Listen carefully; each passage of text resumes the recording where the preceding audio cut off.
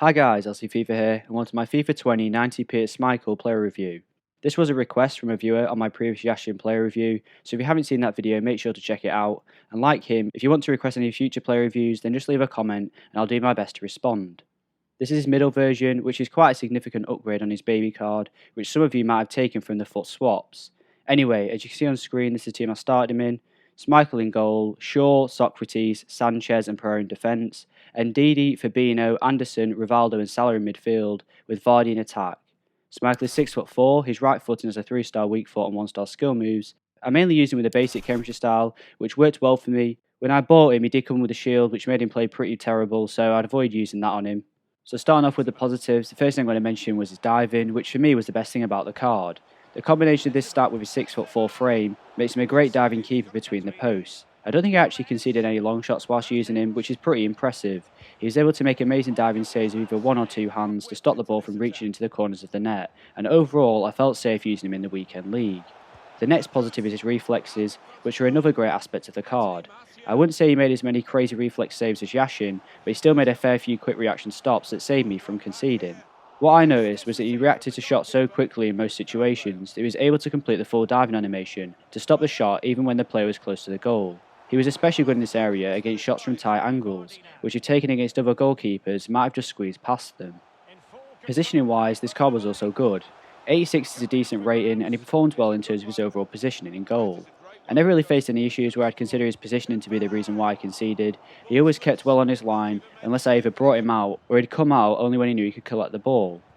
His speed in general was also good. 50 speed is what I'd consider to be mid-tier. There were occasions where he could have benefited from a little more speed, but he did come out and collect the ball a lot for me without me manually bringing him out, which is always a positive. I just want to tie his ability from crosses here since I've just mentioned his positioning. Both his speed and positioning made it very difficult for my opponent to cross the ball against me, which includes corners. Schmeichel always managed to get a hand to the ball to stop the threat on goal, which impressed me a lot whilst I was using him. Distribution wise, this card did the job. His kicking actually is very good, as you might expect from his stat.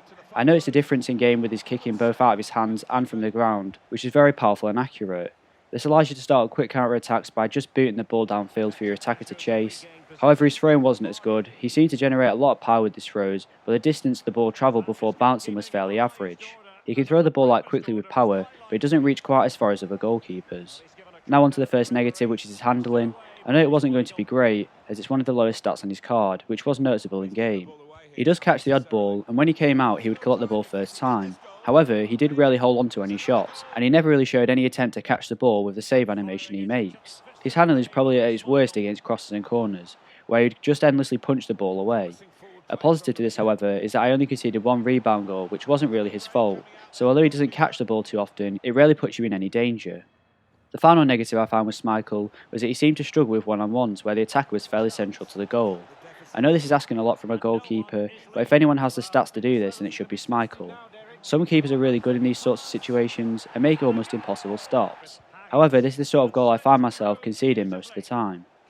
So overall, I'm going to give 90 Schmeichel an 8.8 out of 10. I'd say he's one of the best goalkeepers I've used in this game so far, and I'm excited to use his prime version when that does get released. His height, diving, reflexes and positioning make him a great keeper in this game.